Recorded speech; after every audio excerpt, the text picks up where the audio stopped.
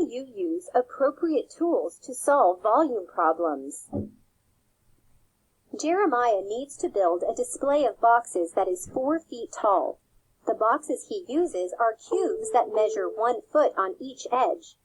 His display needs to look like a pyramid, with just one box in the top layer. How many boxes will Jeremiah need to make his display? Think, what do I need to do?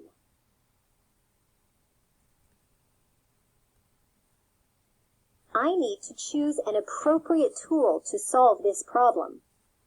What is an appropriate tool to use to represent the boxes in this problem?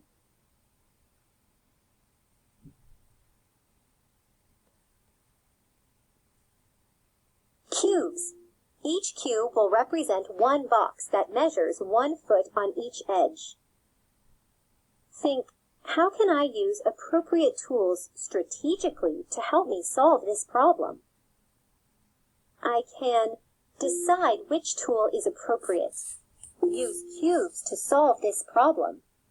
Use the tool correctly. Here's my thinking. I could use grid paper, but we'll use cubes because building a display will make it easier to count the cubes. Each cube represents one box in the display.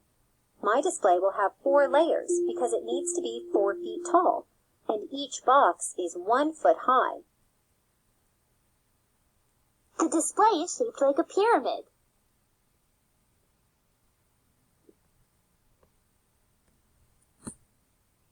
The display has 1 plus 4 plus 9 plus 16 equals 30 cubes.